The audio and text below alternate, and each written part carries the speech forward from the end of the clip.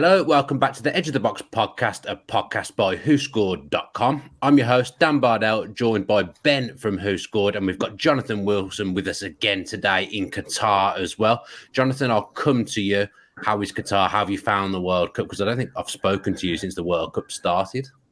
It's really, really, really tiring. So I've done 17 games in 17 days.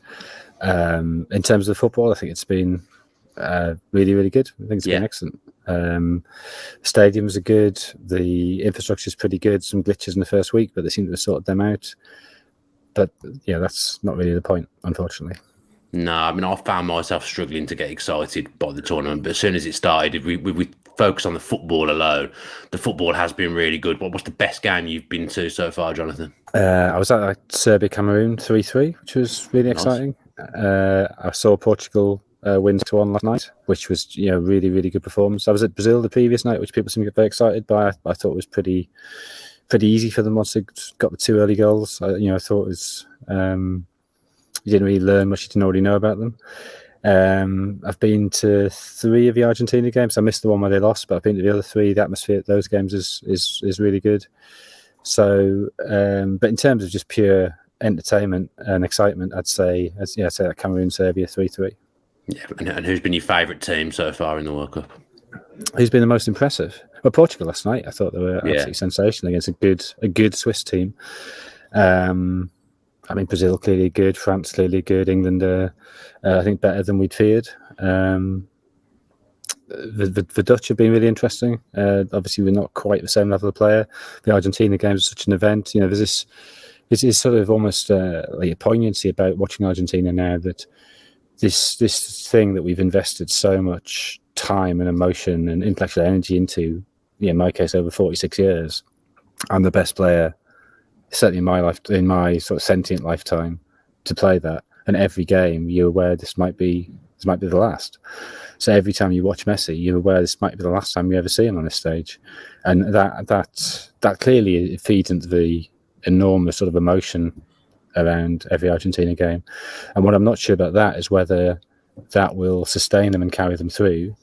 And the sort of bond between the squad and the fans is really obvious, and it clearly it's quite a powerful thing, or whether ultimately that just becomes exhausting. Yeah, it's really interesting to see Messi, like you say, every single game. People talk about Argentina at times carrying him because he's at walking pace. I would completely disagree with that argument. I don't think that's true at all. He's just an absolute magician floating around the pitch, in my opinion. Looking forward to getting your opinions on England a little later in the show, Jonathan. But Ben, we're getting towards the business end of the World Cup now. We're into the quarterfinals, and you've got a last 16 best 11. Yeah, in goal is Croatia's Livakovic. We've got back 4 of Dumfries, Rodri, Lovren and Blind. Midfield is Fernandes on the right, Bellingham and Paqueta in the middle, and Mbappe on the left. And up front is Richarlison and, of course, Gonçalo Ramos. I wasn't sure about the middle of that midfield, as I'm not sure about the middle of Brazil's midfield. Lucas Paqueta can't do that against a good side. No, but I guess he did do that in the last 16, so I guess it's legitimate. But yeah, I'd be worried about that. There's a very attacking WhoScored 11 there that the algorithm has pulled out, Ben. But fair enough, that's the 11. That's what the algorithm's done, and that's what the algorithm does. We're going to start then with the golden ball. So far, who would you have down as being the favourite for the golden ball, or is it a little bit too early to tell? They give it to the most famous bloke left in it, so it could be Messi, it could be Mbappe. Every man of the match goes to the most famous person. There was a great moment last night at the end of the Portugal game, because they announced it on the screen, and we saw waiting. Are they still actually going to give it to Ronaldo, or will they acknowledge that Gonçalo Ramos deserves it?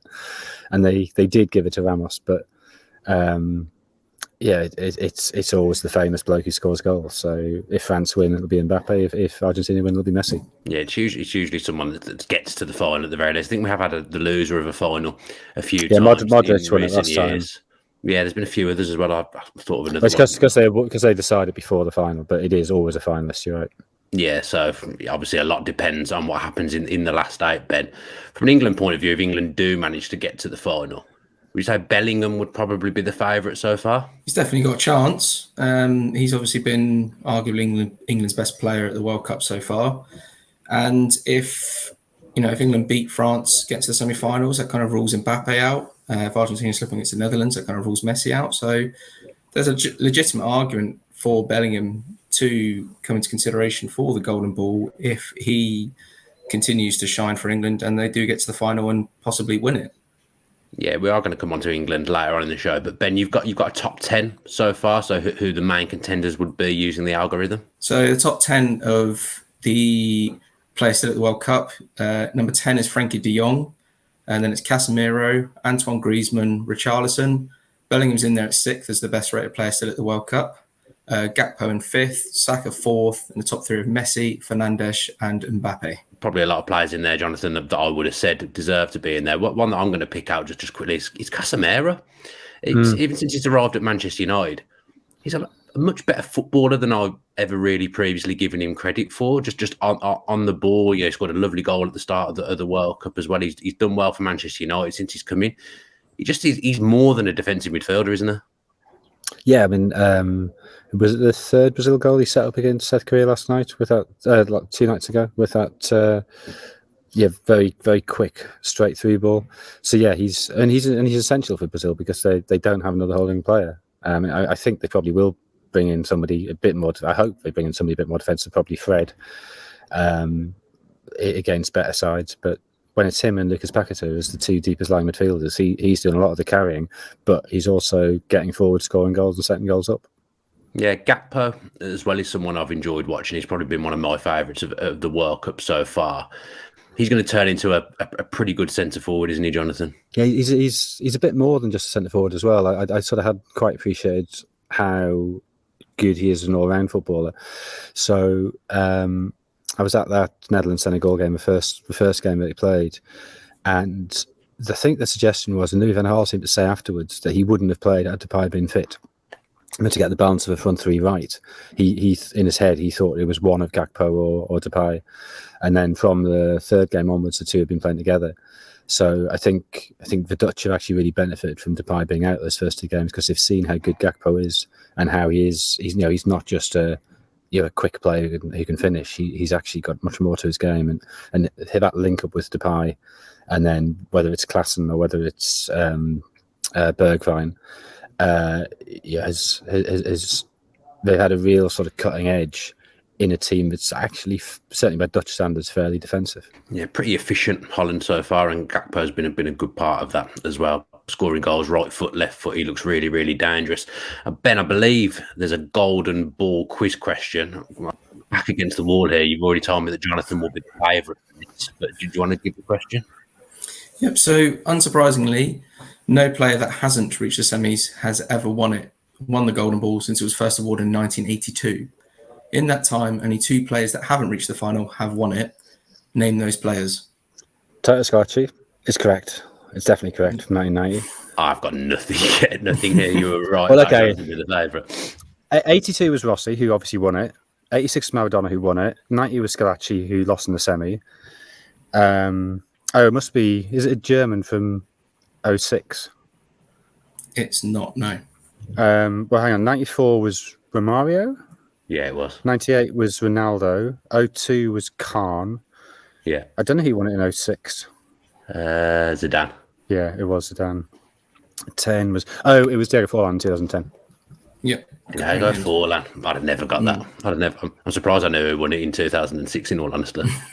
Well done, Jonathan. You got there. You've done what's expected, but you can only beat what's put in front of you, as we know in football. So, well done. Still, I'm not going to belittle the performance. It was fantastic knowledge.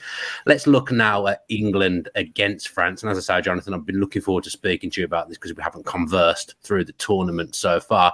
When we did our England preview shows, we're a little bit concerned about a few things, but really now we're in the knockout phase. Southgate's record in knockout football is absolutely stupendous. Hasn't lost a game in normal time. And England were very, very good against Senegal the other night. And perhaps doing it in a different kind of way because Southgate has kind of let the shackles off. Foden's playing, Bellingham's playing as a 10, and England look fresh and they look exciting. Yeah, I think the shackles off, shackles on, handbrake off, handbrake on it's not how football is. It's he's picked his structure, and his structure initially is intended to contain, and then it strikes. So I thought it was very noticeable in that Senegal game was At first, 20 minutes, so England were the better side, but were struggling to create chances, a couple of crosses, but that was it. And then it actually was because they sort of started to lose belief in themselves and dropped a bit deeper. That drew Senegal out, and suddenly there was space to hit. And that I think is where England are best, playing not on the counter. I don't think England are sort of psychologically strong enough to have sort of 30% of the ball and win.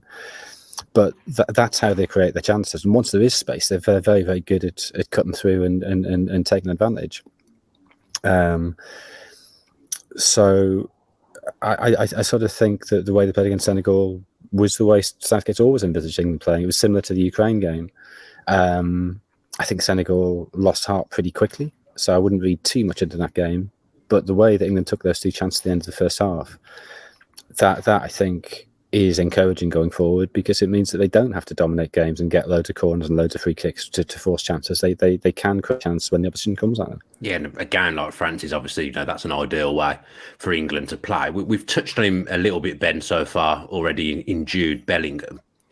How would you describe his role for England at the moment? Would you say he's playing more as a 10? Is he an 8? Is he an 8.5? What role is he playing at the moment for England? It kind of depends on the shape, obviously. I mean, in the 4-3-3, you look at him more as kind of an 8.5. He's got that license to get up and support the attack, but then he does get back into that midfield 3 to help Rice and Henderson. It's a very interesting role for him, because he's obviously played out wide for Dortmund. He's played number 10 role. He's played deeper as well. But in this kind of position, in this role, he kind of needs to combine those three. And there were obviously concerns about whether he has the defensive awareness of whether he could carry out those duties in a 2 alongside Rice. In a 3, he has kind of more creative attacking freedom. But he's just excelled in that 8.5 role. And that's going to be crucial if England are going to go all the way. Because Henderson's come into the team, Jonathan, which has worked well. Obviously, he scored the first goal. He's kind of brought a calming presence into England's midfield. So Bellingham, in a way, is now playing in Mason Mount's place, I would say. Would you have said that would have been the plan pre-tournament, or do you think it's kind of something that Southgate's just come across as the tournament's gone on and it's gone well? I don't know if it would be the plan, but I think Southgate would have been aware and certainly over the course of this year, of Bellingham playing a bit more regularly for England and being more involved in England squads, that he does have that great gift that he can play as one of the deeper 2 midfielders against a weaker side, or he can play as the most advanced of the 3 central midfielders against a better side. So I think Southgate would, at the very least, have been aware that Bellingham versus Mount was what that debate was going to be for that 3rd place against against better teams. I think the way Mount's form has been this season, although I think he improved through October and November, it still hasn't been great. Bellingham's in sensational form, is probably a better footballer even than Mount, and I think Mount is a magnificent footballer. So was it the plan? I don't know. I suspect he didn't have tightly drawn up blueprints. He'd have sort of ideas of where it would go or where it could go. But I think now there is a little bit of a dilemma there. That midfield 3 looks so good and so balanced. Do you say that's good enough to take France on? Or do you say, no, we're still really worried by the pace of Mbappe and we're slightly worried by that French midfield, and you mess about with it? And that, I think, is the big question that I would always have said before the last 2 games, that England would have gone with a back 3 against better opposition. Against France, it would have gone with a back 3. Now, that doubt is there. It looked so good against Senegal that maybe you don't need to change it. You could keep the midfield 3 and play a back 3, but then you're left with Kane plus Foden or Saka. Foden's intelligence, you quite like the idea of, you quite want, but Saka's pace getting beyond Kane when Kane drops deep might be necessary, and you then very reliant for width on the wing backs. Yeah, the selection for this one is going to be interesting, because I'm the same as you, Jonathan. I would have said 3 at the back would be an absolute certainty, with Kyle Walker at right centre back, and then you've got Kieran Trippier in the side as well. But that 4-3-3 has worked well, and England have been pretty good defensively. That lapses against Iran, but other than that, they haven't conceded a goal, and they've looked very, very solid. Would you be confident in that back 4 containing France, Jonathan? I don't know. Steve Holland was interesting yesterday, sort of saying that yeah, it's not. These are not sort of right or wrong questions. It's how do you combat Mbappe?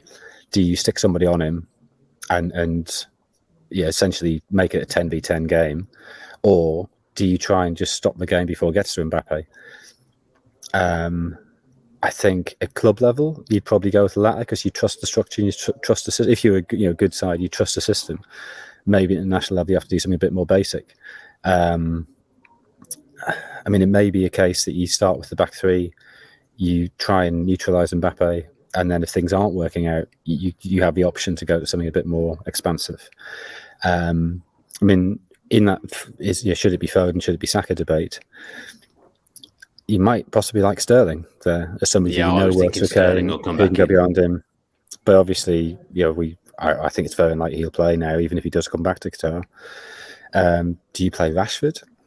I think probably he's the option off the bench. So I sort of, you could ask me now what I'd do, and I give you a different answer now to what I give you in an hour's time. I'm sort of flip-flopping between the two, whether you go more defensive with the back three, or whether you think actually this side is good enough and you take France on.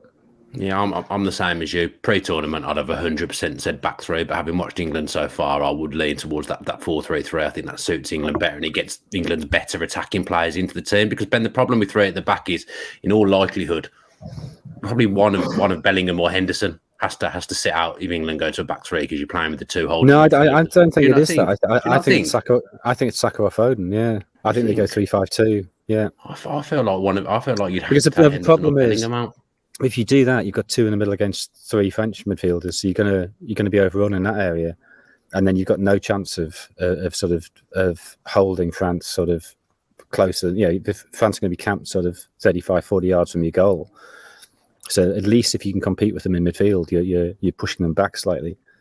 Yeah, even you saying that though makes me think, well, surely we should just play 4-3-3. Kyle Walker's, still got bags of pace, but he's not that marauding right back that he once was. He sits in a little bit more for Man City as well, so he can play as a right back against Mbappe and still probably not come forward as much and sit in. And if you've got Bellingham on the right hand side of the 4-3-3, he can drift wide if needed, and you've got Saka there as well with the pace. I honestly think the 4-3-3 is the way to go. Ben, you look at how England lined up in the Euros against Germany and Italy. That's when Southgate moved to a three-man defence. So it was against those kind of bigger nations, with all due respect to, say, Scotland, Czech Republic and Ukraine, etc. He went for that three-man defence against Germany and Italy. So he does have that in the locker against sort of the bigger nations. Against Germany, it worked really well because they managed to contain Germany and then brought on Grealish, and that kind of changed the game in England's favour. Against Italy, it worked for so long, then he took Rice off and it all fell apart from there.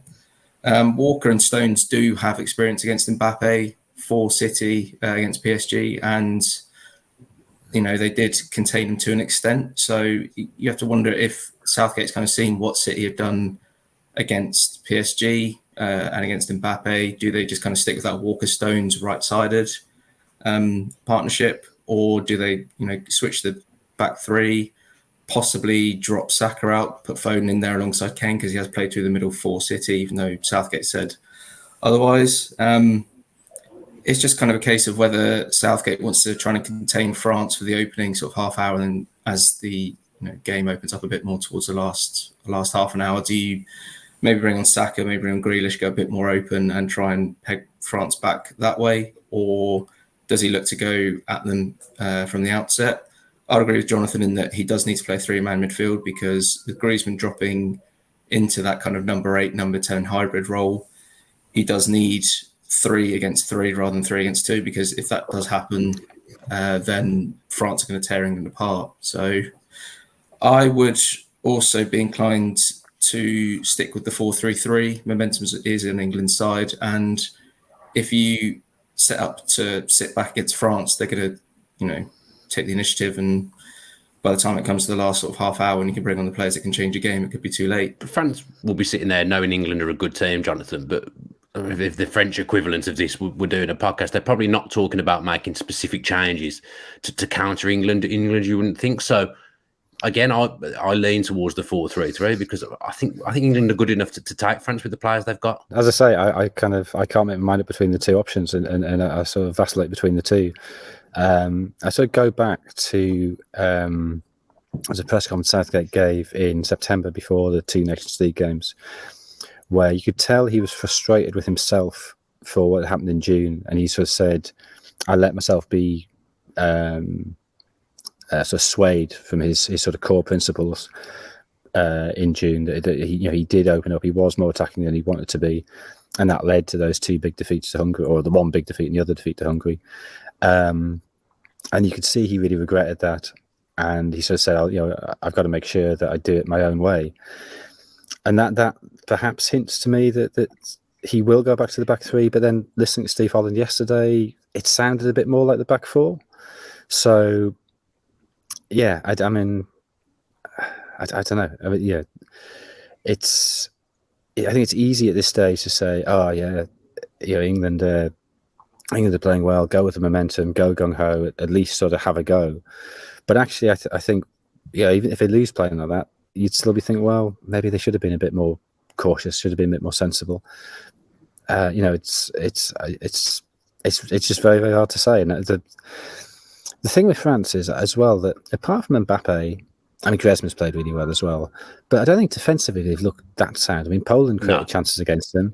If you look at the XG of that game, although it felt like France were totally in control, Poland won the XG 1.8 to 1.2. Now, I know there's a penalty in there, and I know that two of the Mbappe goals are sensational, would have had a low XG, but I think that's revealing that Poland could create chances like that. But even that, I don't think it gives you a clear indication of which way you should go, because that might suggest, we'll have a go at them because they're vulnerable. But it might also suggest, well, Poland are really defensive, really negative, and they still created those chances. Maybe England can afford to be really defensive, shut France out. And if they don't let France score, well, they'll create two or three chances, and then Kane or Saka or Rashford coming off the bench, maybe they take one of those chances and win it 1-0 in a scruffy game. Maybe that is the way to go. Set plays is an advantage for England. I think that it's still a real strength, and Southgate was talking about after the Senegal game that England's goals in this tournament haven't really come from set plays. That's a way that they've evolved and got better. But that doesn't mean the set plays aren't still a threat and still an asset.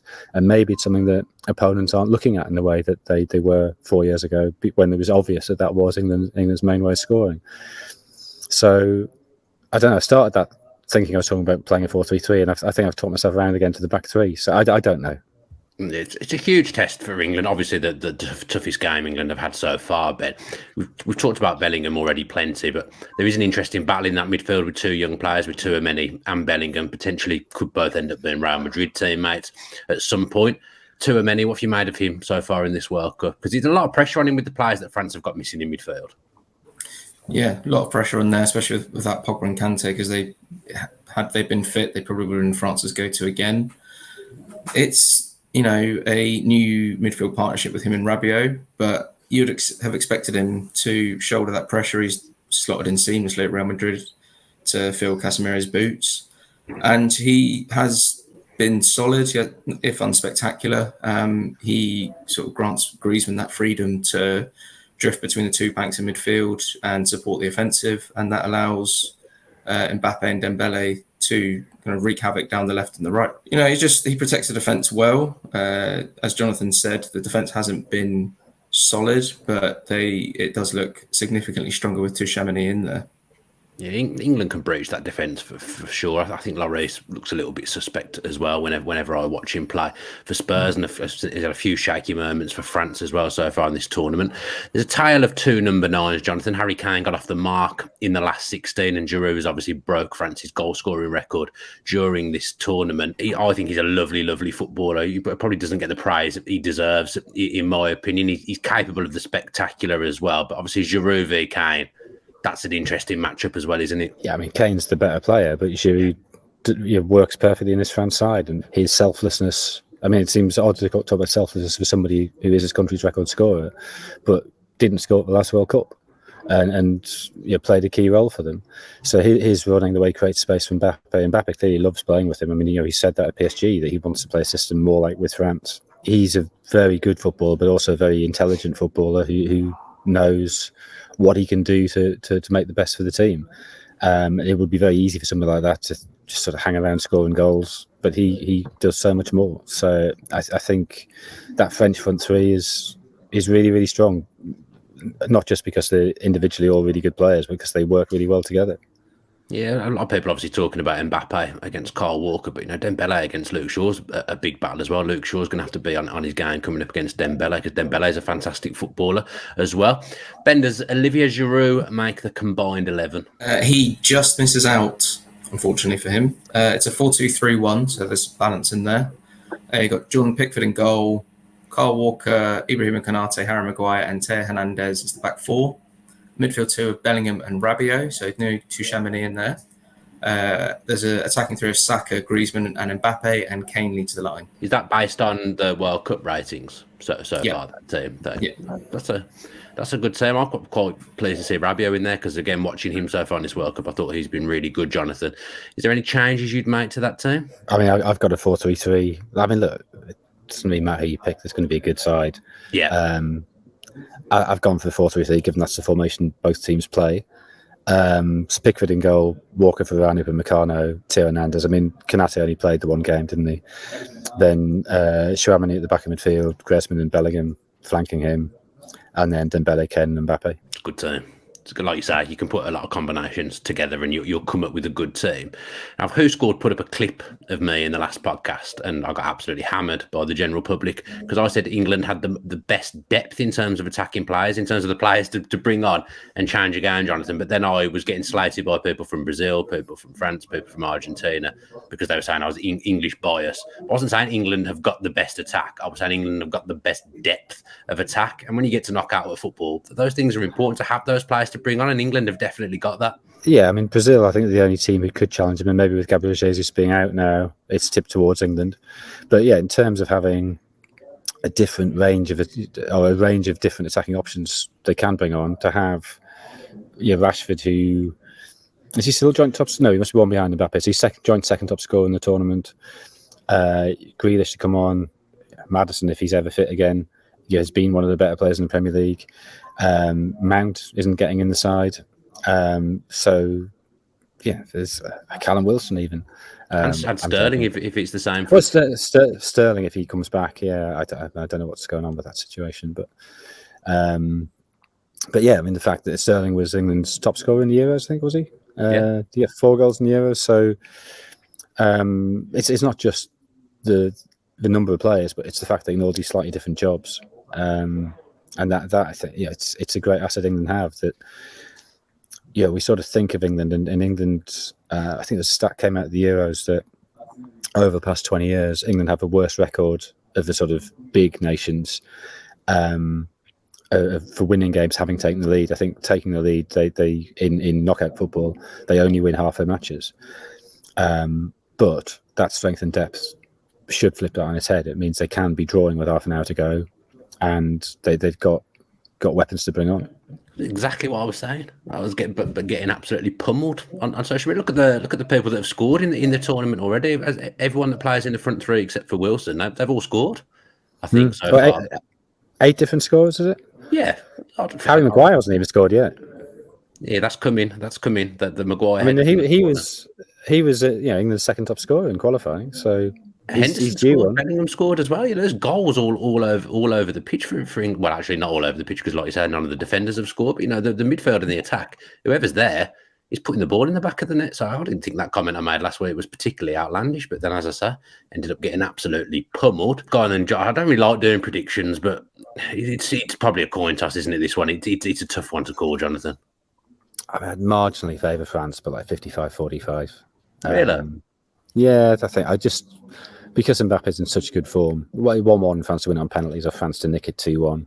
I've got it straight down the middle. I can't separate them at all. I think it's 50-50. I think England and France are. I think it's pretty equal. I get what Mbappe's been the best player at this tournament so far. I think he's the only proper elite player in this tournament. Mbappe, in my opinion, I think he's absolutely unreal. I think there's nobody touches him. But I think England have got the team more so than France, and I think England have got a bit more solidarity as well. Yeah, I mean, what I quite like actually is for Jordan Henderson or somebody to really get in his face and really wind him up. I think he is wind-upable, and I think everybody's sort of been bowing down before him so far. And I think be a bit tactical with it. Bit of treading on his toes, just a bit of a knee in the thigh. have a bit of a whisper about how much better Neymar is than him, and see what happens. Oh, Jonathan Wilson loves the dark arts. I like Yeah, it. I'd be coaching Jordan Henderson in insulting phrases in French, given the success of his insulting phrases in Portuguese against Arsenal that time. Let's get Jonathan down to the centre, the training centre. Let's get Jonathan down there, training England on the dark arts. He sounds very savvy at that kind of thing. Ben, go on then. What are you saying? Straight down the middle again. It is such a tough one to call. I do think it's going to go the full distance, and we're going to see a penalty shootout. It's just, I think France will probably nick it on penalties. No, God, I'm not ready for penalty drama. I mean, you say that, okay? Like, I mean, the only thing I say about penalties, I'd back Pickford in a penalty shootout over Lloris. Yeah. And England have been practicing without a goalkeeper, which I think is really interesting. The different nets that you put in. Yeah, but there's been a lot of really bad penalties in this tournament. Oh, horrendous. It's particularly in the shootouts. And I mean, look, this is based on 2 shootouts of an idle thought I had yesterday. But I wonder if you're like the first choice penalty taker, if you're Jorginho or somebody, you do all the stuttering and sit the keeper down and roll it the other way, fine. If you're not used to taking it, just smack it in the corner. And I think a lot of the bad penalties have been people trying to send the keeper the wrong way. And I think if you just smack the ball in the corner, especially if you're somebody who doesn't have, the keeper can't look at your record and go, oh, he's taken 20 penalties in the last 2 years and 90% of them go this way. If you're somebody who's only taken 2 or 3 penalties in the last 2 years, just hit it hard in the corner, and 90% of the time, 95% of the time, you'll score. So if you can practice that it's like a golfer sort of practicing 4-foot putts, just being able to hit the back of the hole, hit the back of the hole, hit the back of the hole. If you can practice putting it within 18 inches of the post, and you do that in a penalty shootout, you'll probably score. So, I mean, we heard that Spain had taken 1,000 penalties in practice and they didn't score any. So, obviously pressure does things. But again, like a golfer honing those 4-foot putts, the more automatic it becomes, the more replicable it should be under pressure. I mean, France got knocked out of the Euros on penalties as well. Mbappe was the one who missed the crucial penalty. He was against Switzerland, wasn't it, in the Euros, and they went out. So France, like you say, they could have problems as well. We know my predictions are very, very important because obviously I called England to get to the final and lose on penalties last time round. And Ben, I made a good prediction in the Who Scored WhatsApp group as well. Had Martin Lawrence's pants down in the WhatsApp group. I think England will win in 90 minutes. That's what I'm going to go with. 2-1 to England in 90 minutes. I think they can do it. I think England are capable of beating France in 90. So I'll go with that. Let's look at some of the other games in the quarterfinals then, and we'll look at Netherlands v Argentina. Yeah, Jonathan, the first time Messi's coming up against I say elite opposition. I'm not sure the Dutch are elite, but against a better side now. For it'd be interesting to see how he handles coming up against the Dutch organised back three. Because if nothing else, the Dutch are organised. Yeah, they are. But I mean, it's not like he's not playing against high-level opposition in the Champions League on a regular basis. No. Yeah, I don't think there's any doubts about his ability. I think it's much more about the rest of Argentina around him. So he plays a totally different type of football to everybody else. He walks. His running stats are something like 4.5 kilometers a game, which is less than half what you'd expect. But that's who he is now, and it works. And I sort of almost think Argentina, it's not really about analysing them tactically. It's not about kind of how they play. It's about the sort of emotional thing of carrying Messi and the sort of sense of the rest of the squad, the entire country, the Argentina fans. I mean, maybe Morocco are similar, but huge numbers of Argentina fans here that every game they play, the sort of 3/4 of the stadium is blue and white stripes. And it's this sort of great emotional battle for them. And so far that's been good enough. Now the Dutch are the opposite of that. They've been very cold, they've been very precise, they've been very clinical. That's the way Louis van Gaal likes it. So it's among all the other reasons why it's a fascinating game, that sort of sense of fire and ice in this game, I think is one of the great aspects of it. Argentina did almost come unstuck against Australia, a plucky Australia side. But, the second goal Australia gave Argentina as well was abysmal goalkeeping, so a lesser nation did cause Argentina problems, and they're now coming up against a team who I think has been good so far. And with those wing-backs as well, the way Holland play, is there anything he needs to counteract Scaloni a little bit? It's just whether he relies on McAllister and, De Paul to kind of operate a bit further wide to stop Blind and Dumfries? Does he maybe switch to like a 4-3-1-2, have Messi up there alongside maybe Alvarez, bring in another body in midfield to help kind of stretch that Dutch midfield and counter those wing backs when they do get forward? Because there will be a lot of space behind the Argentina fullbacks. Molina and Acuna do like to get forward, maximise that space that Alvarez and Di Maria will leave when they do cut inside. So, it's going to be a lot of pressure on that Argentine midfield to stop those two from getting forward, because as we saw against the USA, they can be absolutely clinical when they do get into that final third. I mean, USA didn't really do enough to counter Dumfries. They just gave him free rein essentially, and he absolutely tore them apart. And Blind on the other flank, got a goal and assist as well. So, it's an issue that does Scaloni stick with that 4-3-3? It's worked well since that Saudi Arabia defeat. It worked well after he switched to that system against Mexico, and then against Poland and Australia. It's a system that got them through to the quarterfinals, but it's whether they have that midfield personnel to stop the Dutch midfield and then to counter those wing backs. McAllister, De Paul, and Fernandez, are going to have a huge task on their hands to kind of keep those two at bay. So that's an interesting tactical battle. It'll be one that's definitely worth keeping an eye on, because Dumfries and Blind are among the top fullback or wing backs still left in the competition. Yeah, Dumfries, good tournament player. I always enjoy watching him play for Holland. He's got that freedom as well, and he's very, very dangerous. And Jonathan, is the Argentina defence strong enough to handle Gakpo and Depay if they're simmering as well?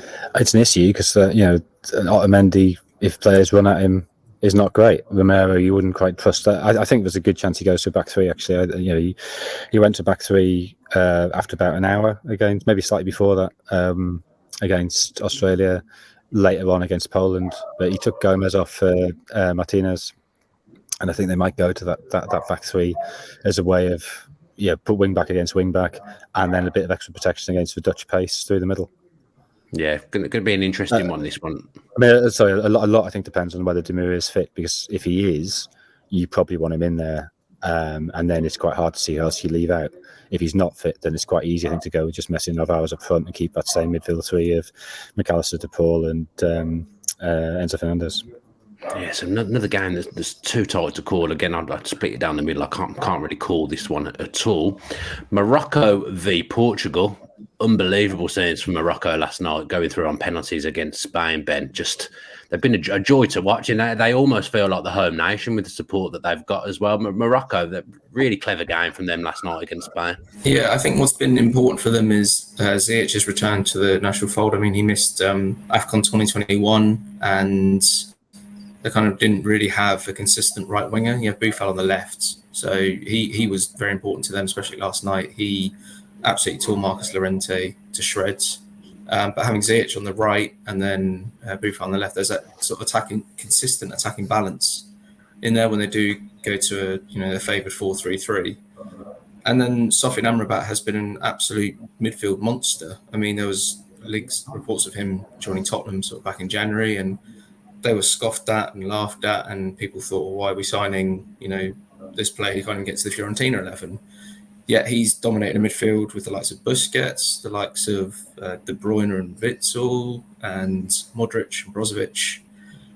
So he's very, very important to how they play. He wins the ball, shifts it on to those to run at the defenders, and then of course Hakimi as well, Mr. Ice Cold, taking that Panenka penalty against Spain last night. They're going to give Portugal a real tough time. They're very tough to sort of get the better of. They're very compact, and they will hit them through Ziyech and Buffal down the wing. So it'll be interesting to see how those two fare against Cancelo and Guerrero, how they get in behind. And then if Santos does go to a 4-3-1-2, as he did against who was it, in one of the group stage games, and puts Fernandez there, how does he combat against Amrabat, or whether he sticks him back on the right again where he's been so effective? So I think Portugal were superb against Switzerland, but I think they'll be up against it when they take on Morocco. Yeah, because Morocco have shown a few different facets of the game so far in this tournament, Jonathan. I thought they've been pretty solid defensively actually throughout, but against Belgium they showed a clinical edge as well to go with that, and a bit of cleverness as well with the set pieces. they're more than just a team that can sit back and defend. I mean, that's pretty much what they did against Spain, but they still always carry a threat. And again, I think this one's pretty tight to call Morocco v Portugal. I mean, Morocco, I think, was probably the best footballing side of the Cup of Nations, and it's the game against Egypt where they were totally on top the first 10 minutes, and they sort of slowly got dragged down into this street battle, and they ended up, it became a scrap, and yeah, they should have just kept playing. Ziyech coming back obviously gives them the threat on both flanks, but yeah, I think they've got by far the lowest XG of any team left in the tournament. I think they had the lowest XG of any team in the last 16, but really well organised, defend really well, and those counter attacks are very well structured. It's not a case of just sitting men back, whacking it forward and hoping. It's a proper, coherent, thought out plan. So I think that is a big problem for Portugal. And I think the slight danger for Portugal is they get carried away by that game in Switzerland. They sort of think that Ronaldo's gone. Ramos is there, and clearly that has freshened them up. There is a sort of lightness about them there. There is sort of much more movement up front, and that gets the best out of that attacking midfield three of João Felix, Bernardo Silva, and Bruno Fernandes. They've got Rafael Leao to come into that as well off the bench. So I think that they look much more effective as an attacking force. The danger is to get carried away by that, but Fernando Santos is a very sort of cautious, defensive, canny manager, and I think it's revealing that he played Dalot, not Cancelo. Yeah, as well. I'm going to ask you about that. Ronaldo being left out got all the headlines, but Neves and Cancelo also left out. So it's a much younger Otavio playing deep in midfield, which you wouldn't necessarily think of him as being a player who give you solidity. They just felt a lot fresher, and I suspect that's how they'll play again. I mean, it'd be absurd to change things after a 6-1 win when it was so impressive. But being on the front foot against Morocco, you're sort of playing into Morocco's hands by doing that.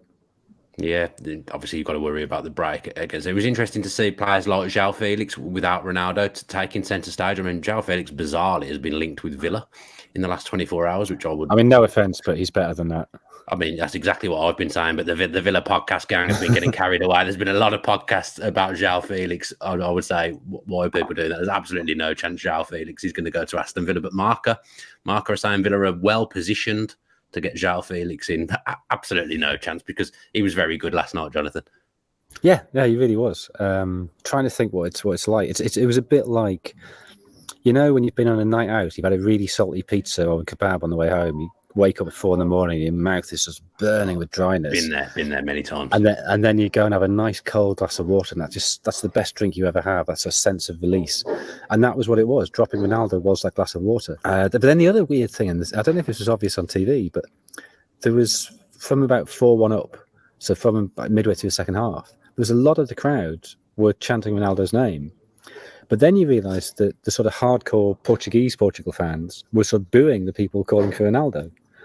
So this weird mix. Yeah, there's this weird mix of sort of football tourists, who just wanted to see the famous player, who were desperate for him to be there, and then actual people who wanted Portugal to win kind of going, no. And Santos brought him on, I don't know, what was it, about a quarter of an hour ago?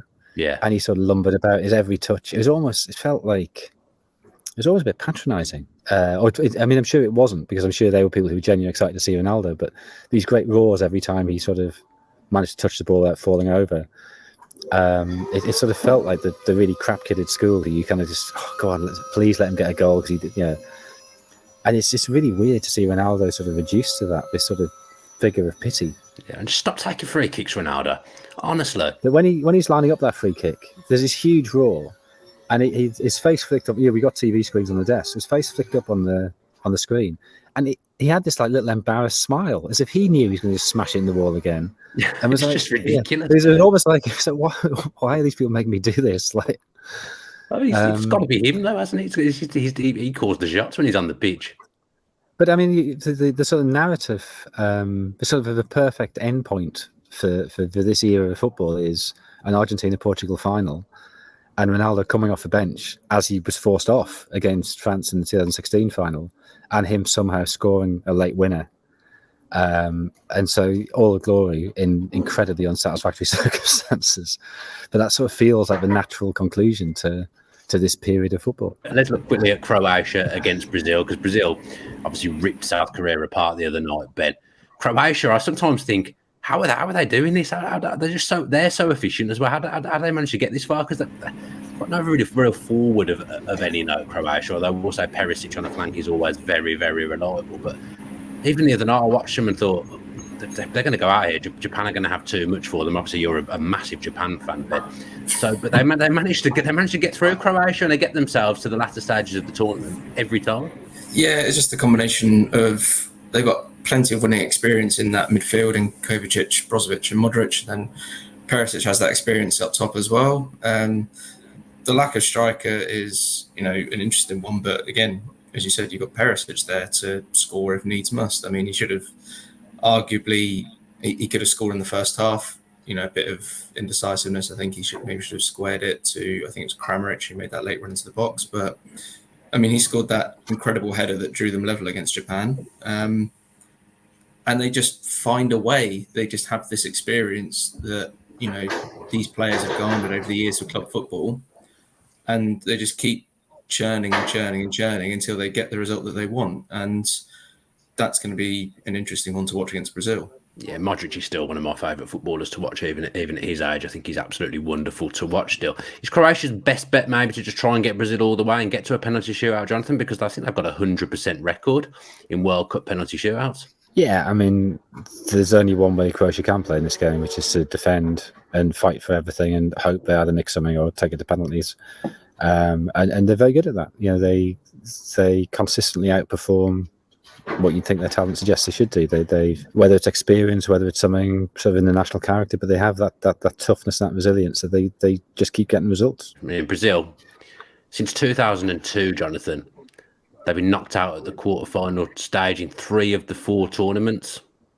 That's not a great record, but it does kind of feel like it may be different this time. They're big favourites, clearly, but I'd worry about the back of that midfield. I'd worry about the fullback areas. I don't think it's a great Brazil team. I mean, a lot of people got very excited, I think, by the win over South Korea, and there was some great goals in that game. But yeah, they scored after 7 minutes, which is a nice goal. And the Paulo Bento over South Korea manager said, we were unlucky because anything could have happened. So that ball flashed across the near post, which is kind of true. But a lot of goals are like that. You get to the line, you pull it back, and Vinicius Junior took it really well. Lovely finish. Then the second goal is, the penalty. It's clearly a penalty, but it's sort of a slightly freakish thing of a player clearing the ball, kicking somebody who's nipped him. He hasn't noticed. 2-0 after 13 minutes, and South Korea were never coming back from that.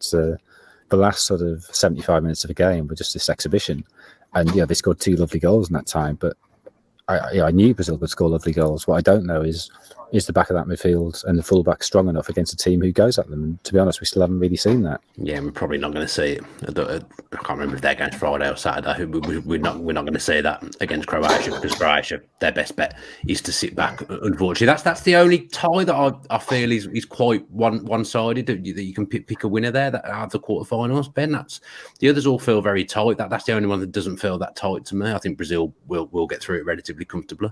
I think they do have the strength to kind of get the better of Croatia. I mean, Modric, as good as he is now 37. Does he have another sort of 90 plus minutes in him to control that midfield? Brozovic and Kovacic. Kovacic has injury issues as well.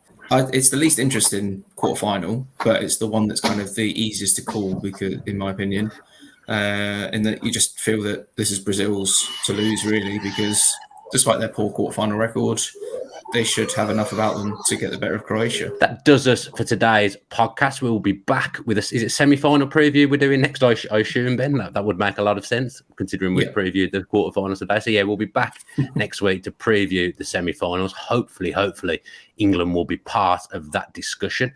Jonathan, I hope you have a lovely few days with no football to actually go and see, but I know you've got a lot of workload to get through, so I wish you all the very best with that, and thank you for joining us today. Make sure you don't miss our next podcast. So subscribe to the channel with your post notifications on so you do know exactly when that is out. Hope you enjoy all the football at the weekend and hope you enjoy the England game as well. Please, God. Only one thing left to say, stay safe.